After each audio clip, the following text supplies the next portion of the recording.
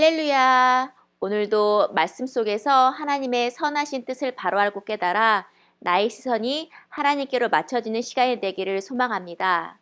오늘 함께 나눌 말씀은 데살로니가 전서 2장 1절부터 12절까지의 말씀입니다.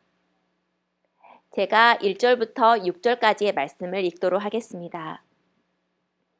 형제들아, 우리가 너희 가운데 들어간 것이 헛되지 않은 줄을 너희가 친히 아나니 너희가 아는 바와 같이 우리가 먼저 빌립보에서 고난과 능욕을 당하였으나 우리 하나님을 힘입어 많은 싸움 중에 하나님의 복음을 너희에게 전하였노라. 우리의 권면은 간사함이나 부정에서 난 것이 아니요 속임수로 하는 것도 아니라 오직 하나님께 옳게 여기심을 입어 복음을 위탁받았으니 우리가 이와 같이 말함은 사람을 기쁘게 하려 함이 아니요 오직 우리의 마음을 감찰하시는 하나님을 기쁘시게 하려 함이라. 너희도 알거니와 우리가 아무 때에도 아첨하는 말이나 탐심의 탈을 쓰지 아니한 것을 하나님이 증언하시느니라. 또한 우리는 너희에게서든지 다른 이에게서든지 사람에게서는 영광을 구하지 아니하였노라. 아멘. 요즘 여러분이 평상시 자주 하는 말은 무엇인가요? 코로나가 계속 지속되면서 아마도 기쁘다는 말보다는 우울하다, 힘들다, 언제쯤 이게 끝날 것인가, 정말 답답하다라는 이런 말이 더 많이 하지 않을까 싶습니다.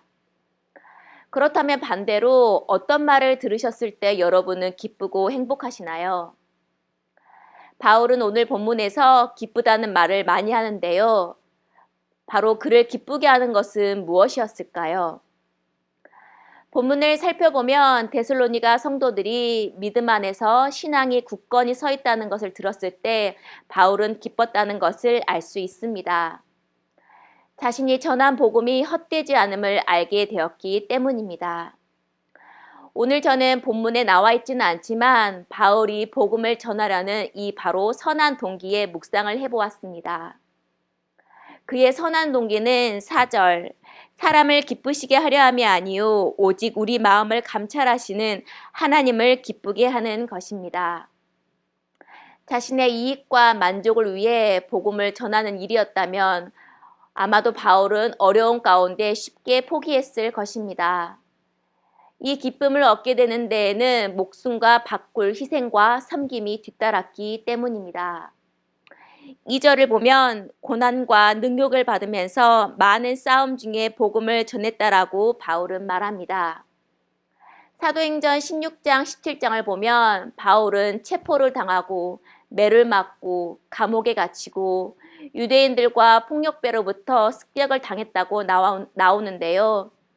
그런데도 바울은 이 복음 전하는 일을 쉽게 포기할 수 없었습니다. 바로 바울은 하나님을 기쁘시게 하는 선한 동기가 그 가운데 있었기 때문입니다. 바울은 선한 동기를 가지고 복음을 위탁받은 자로서 묵묵히 이 일을 감당했습니다. 또한 복음을 전한 성도, 데살로니가 성도들이 바로 바울에게는 기쁨이었습니다. 바울은 데살로니가를 떠나왔어도 그들을 항상 걱정했습니다. 마음 한켠에 그들이 어떻게 복음 안에서 지내고 있는지, 또 여러 핍박 가운데서도 그들이 믿음 가운데 굳건히 서 있는지를 궁금해했습니다. 데살로니가 성도를 진심으로 사랑했기에 바울은 비록 몸은 떠나 있어도 마음은 계속 그들을 향해 있었고 사랑했습니다. 이 선한 동기는 바울의 삶에 선한 영향력을 미쳤습니다. 그의 삶은 다메섹에서 일시적인 변화가 아니었습니다. 일시적인 변화뿐만 아니라 평생 변화된 삶을 바울은 살 수 있었습니다. 복음을 위해 바울은 자신의 전부를 걸고 또한 이를 위해 평소에 준비해 나가면서 생활하였습니다. 사도로서 마땅히 건의와 또 재정적 요구를 주장할 수 있었지만 바울은 그렇지 아니했습니다. 아무에게도 폐를 끼치지 않으려고 밤낮으로 열심히 일했습니다. 그는 말로만 전하고 아첨하거나 탐심을 가지는 다른 연설가나 사역자와는 달랐습니다. 삶에서도 복음을 전하는 사람이 어떠한지를 그는 삶 속에서 보여주었습니다. 10절 우리가 너희 믿는 자들을 향하여 어떻게 거룩하고 옳고 흠없이 행하였는지에 대하여 너희가 증인이요 라고 이렇게 말합니다.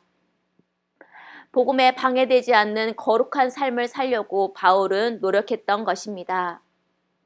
하나님은 바울의 이러한 선한 동기를 기뻐하셨습니다. 성도들을 진심으로 사랑하고 복음을 위해 밤낮으로 준비하고 일하는 것, 또한 삶에서 거룩하고 흠없이 행하는 것, 이 모든 행동 안에 선한 동기를 하나님은 아셨습니다. 하나님은 마음을 감찰하는 분이시기 때문입니다. 이 선한 동기가 바울을 이끌었기 때문에 역경 가운데서도 계속 복음을 전할 수 있었습니다. 선한 동기는 포기하지 않고 그 일을 할 수 있는 원동력입니다. 하나님을 기쁘시게 하는, 영혼을 사랑하는, 또한 거룩함을 지키려는 그 선한 동기에 하나님은 함께 하십니다. 그 선한 동기는 나보다 남을 더 보게 합니다. 내 것, 자신의 권위를 주장하기에 앞서 하나님이 기뻐하는 것이라면 때로는 한 걸음 양보하는 것이 무엇일지 살펴볼 수 있기를 바랍니다. 오늘도 영혼을 위해 보이지 않는 곳에서 기도하고 자신의 것을 들여 섬기는 그 모든 것을 하나님은 다 아십니다. 그리고 그 마음의 선한 동기를 하나님께서는 기뻐하십니다. 오늘도 하나님이 기뻐하시는 그곳에 우리 모두가 있기를 예수님의 이름으로 축복합니다. 말씀을 적용해 보겠습니다. 요즘 여러분을 기쁘게 하는 것은 무엇인가요? 복음을 전하고 싶은 마음이 생기는 영혼은 누가 있나요? 오늘 선한 동기로 하나님을 기쁘시게 할 일은 무엇이 있을까요? 함께 기도하겠습니다. 하나님 감사합니다. 데살로니가 성도들을 사랑한 그 바울의 마음을 오늘 말씀을 통해 알 수가 있었습니다.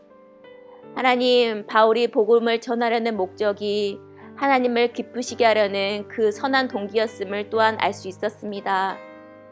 오늘 우리의 삶 가운데서도 복음을 전하려는 가운데 선한 동기를 가지고 할 때에 하나님께서 함께 하심을 믿습니다. 여러 어려움 가운데서도 포기하지 않고 묵묵히 기도와 섬김으로 복음을 위해 오늘도 한 걸음 나아갈 수 있는 하루가 될 수 있도록 성도님들을 축복하여 주시옵소서. 감사합니다. 예수님 이름으로 기도합니다. 아멘.